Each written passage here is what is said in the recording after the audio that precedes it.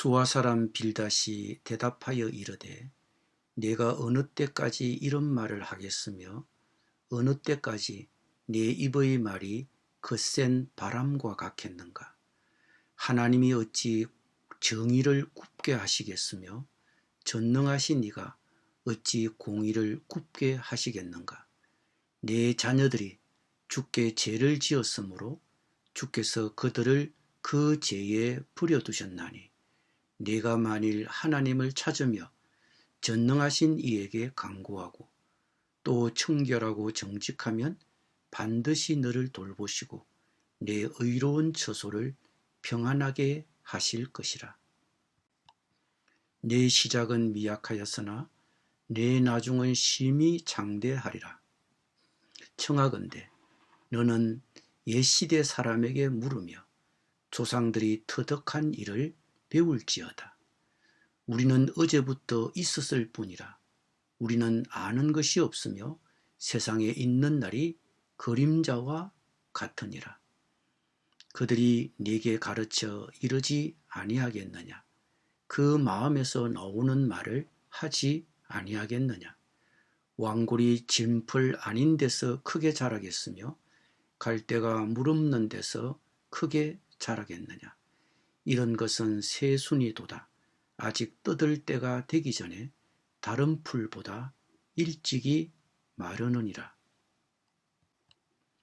하나님을 잊어버리는 자의 길은 다 이와 같고 저속한 자의 희망은 무너지리니 그가 믿는 것이 끊어지고 그가 의지하는 것이 거미줄 같은즉 그 집을 의지할지라도 집이 서지 못하고 굳게 붙잡아 주어도 집이 보존되지 못하리라.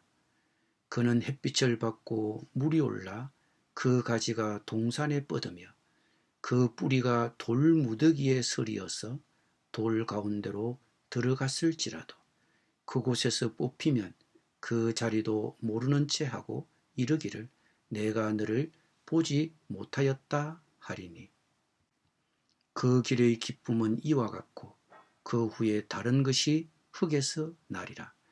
하나님은 순전한 사람을 버리지 아니하시고 악한 자를 붙들어 주지 아니하시므로 웃음을 내 입에 즐거운 소리를 내 입술에 채우시리니 너를 미워하는 자는 부끄러움을 당할 것이라.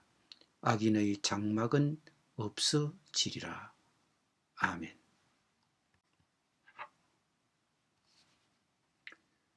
욥의 고난을 이해할 수 있는 지혜는 어디서 찾을 수 있는가?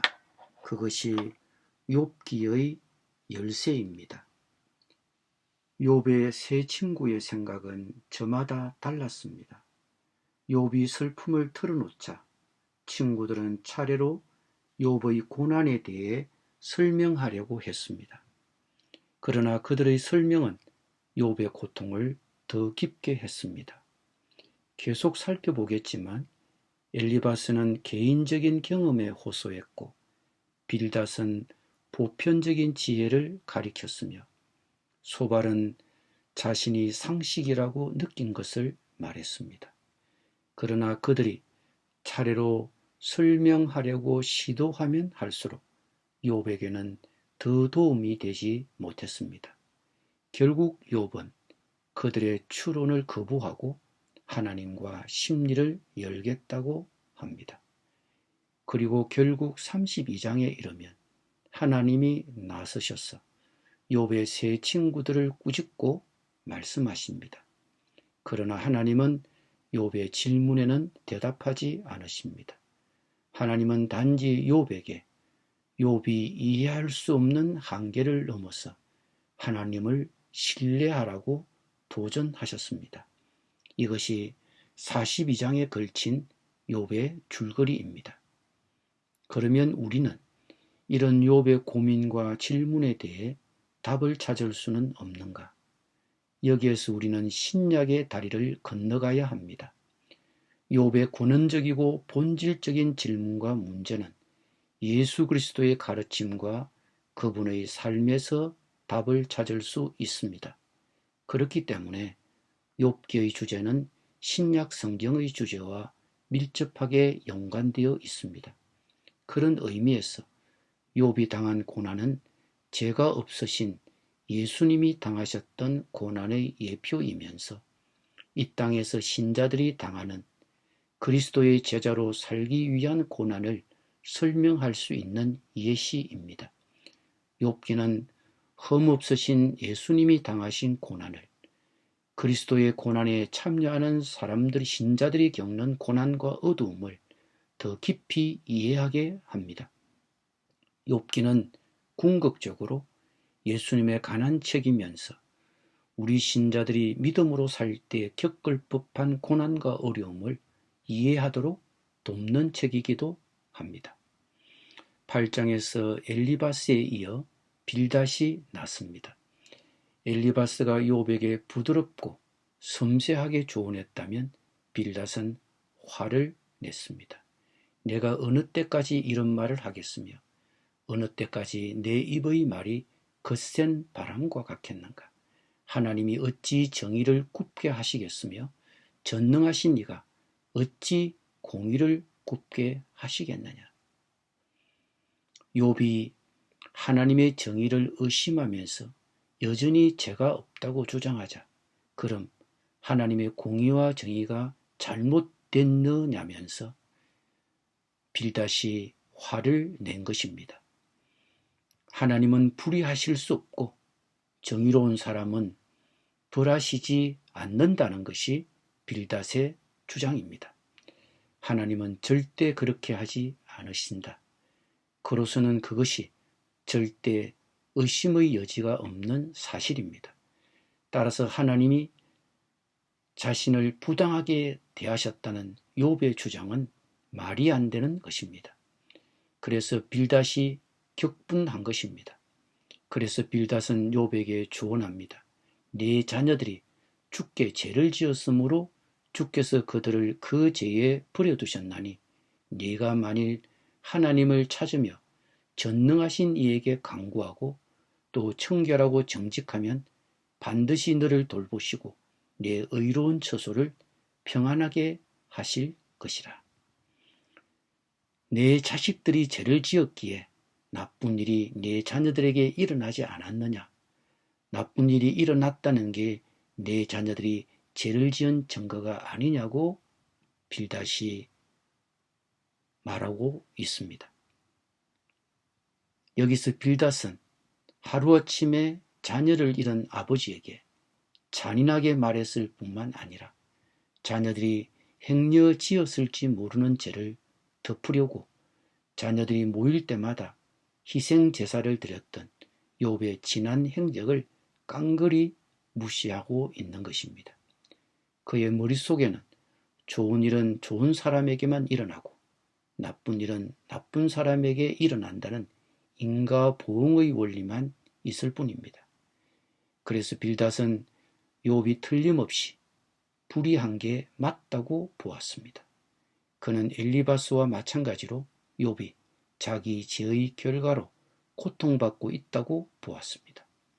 그래서 빌닷은 욥에게 권고합니다.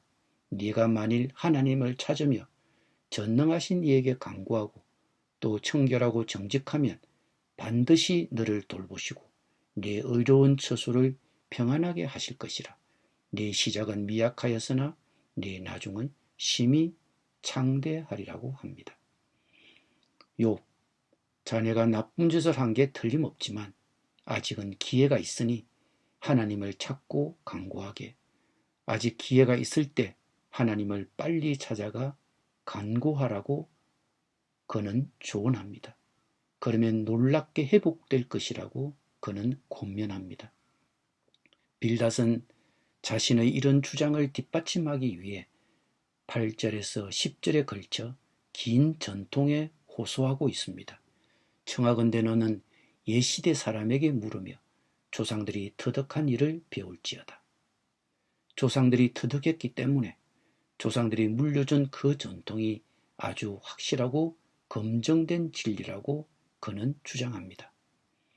빌닷은 욥이 자신의 안전을 위해 하나님 말고 다른 것을 신뢰하고 있다고 잘못 가정하고 있습니다.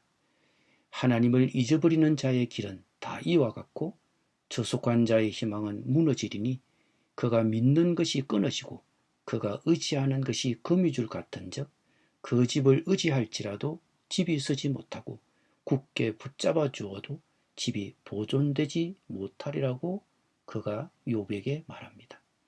하나님 말고 다른 것을 신뢰하고 있다면 그런 지지대는 허약하여 무너질 것이라고 빌닷은 욥에게 경고하고 있습니다. 빌닷은 결론적으로 19절에서 21절에 걸쳐 욥에게 말합니다. 하나님은 순전한 사람을 버리지 아니하시고 악한 자를 붙들어 주지 아니하시므로 웃음을 너 입에 즐거운 소리를 너 입술에 채우시리니 너를 미워하는 자는 부끄러움을 당할 것이라. 악인의 장막은 없어지리라. 하나님은 순전한 자를 버리지 아니하신다. 악한 자는 붙들어 주지 아니하신다는 것을 확신해도 좋다고 그는 욥에게 조언합니다. 욥이 이런 빌닷의 조언을 받아들인다면 욥의 고통은 웃음으로 즐거운 소리로 바뀌고 원수들은 없어질 것이라는 것이 욥의 빌닷의 조언입니다. 빌닷의 조언은 도덕적이고 오랜 전통이 있는 주장입니다. 그러나 이것이 욥에게는 위로가 되지 않았습니다. 그러면 욥이 주장하는 것처럼 이 땅에는 부당한 고난은 없는 것일까요? 구속하는 고난도 없고 희생하며 대신당하는 고난은 없습니까? 우리가 알 수 있듯이 욥은 자신의 죄 때문에 벌을 받고 있는 것은 아닙니다. 결국 욥은 고난 가운데 인내하는 믿음으로 하나님을 영화롭게 할 것입니다. 기도드립니다. 주님, 우리가 알고 있는 지식에 기반하여 다른 사람이 겪는 고통과 아픔을 쉽게 판단하지 않도록 지혜를 주시옵소서. 특히 이웃의 고난을 그들의 죄 때문이라고 쉽게 단정 짓지 않도록 민감함을 주시고 그들을 향하여 긍휼히 여기는 마음을 주옵소서. 예수님의 이름으로 기도드립니다. 아멘.